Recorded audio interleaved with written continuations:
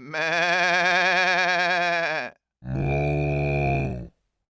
Teman-teman semua, ternyata kelompok Salafi Wahabi yang intoleran, yang penuh dengan fitnah ini menggunakan istilah Salafi ternyata digunakan sebagai propaganda untuk mengklaim dirinya, untuk mengklaim kelompoknya sebagai salah satu kelompok atau golongan yang paling benar sendiri. Mereka tak segan-segan mengaku dirinya sebagai Sunni, Ahlus Sunnah wal Jamaah, atau mereka mengklaim golongan mereka menyebut Al-Firqatun Najiyah. Padahal nih ya, kelompok Salafi Wahabi ini mengklaim bahwasanya hanya golongan mereka yang mengikuti ajaran Islam yang paling benar dan yang paling murni berdasarkan pemahaman mereka, yaitu Al-Quran dan As-Sunnah. Golongan Salafi Wahabi ini menganggap menyebut dirinya golongan yang paling selamat, yang tak sama dengan dirinya adalah golongan yang akan masuk neraka, yang tidak selamat. Klaim tersebut disertai dengan tindakan mengkafirkan sesama muslim, menyalahkan sesama muslim yang praktik keagamaannya tidak sesuai dengan paham mereka. Contoh seperti ziarah kubur, tahlilan, tawasulan, sholawatan, dan perayaan maulidun nabi. Kalau teman-teman tahu nih ya, klaim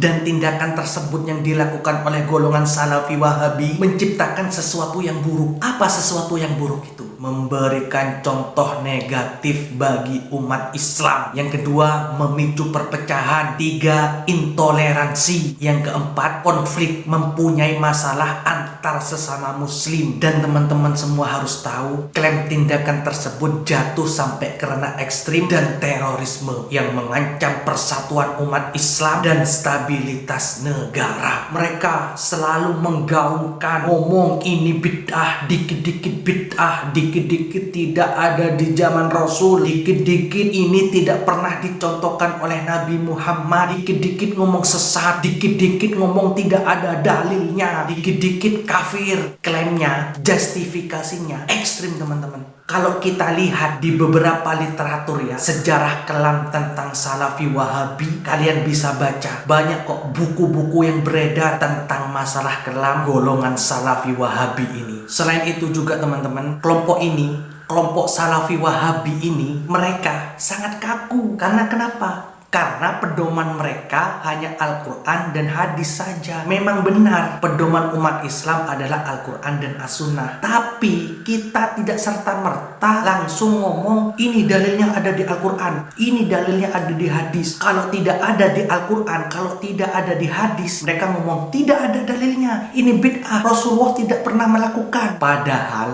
Padahal nih ya, yang tahu isi Al-Quran, yang tahu tafsirannya Al-Quran, yang tahu isi dari hadis adalah para ulama. Makanya mereka ini bunglon. Maksudnya bunglon di sini apa? Mereka ini sebenarnya anti madhab, tidak bermadhab. Ya, tidak bermadhab Imam Abu Hanifah, Imam Maliki, Imam Syafi'i, dan Imam Hambali. Mereka keluar dari 4 madhab ini. Tapi apa? Mereka bunglon. Seakan-akan mereka membawakan ini loh pendapatnya Imam Abu Hanifah, ini loh pendapatnya Imam Maliki. Seperti itu teman-teman. Ayo, untuk kalian waspadalah sama aliran ini, sekte ini, kelompok ini, golongan ini, Salafi Wahabi yang penuh fitnah dan intoleran. Dan teman-teman harus tahu, kelompok ini, golongan Salafi Wahabi ini sering menyerang warga NU, warga Nahdliyin, dan teman-teman dari kalangan Muhammadiyah. Coba kalian berpikir secara cerdas. Kenapa golongan Salafi Wahabi ini menyalahkan NU, menyalahkan amalan-amalan warga Nahdliyin, menyalahkan orang Muhammadiyah? Emangnya sebahaya itu tak NU dan Muhammadiyah?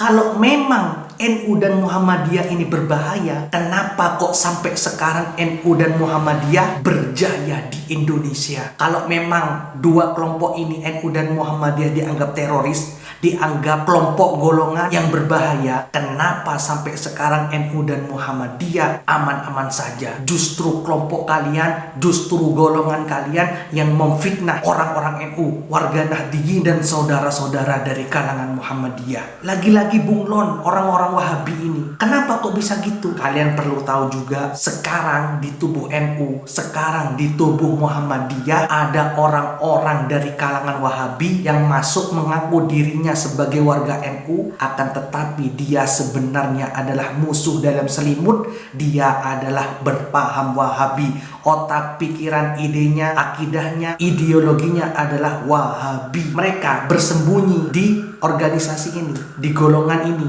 di Nahdlatul Ulama dan di Muhammadiyah. Untuk itu teman-teman, waspadalah dengan aliran ini, kelompok ini, golongan Salafi Wahabi ini.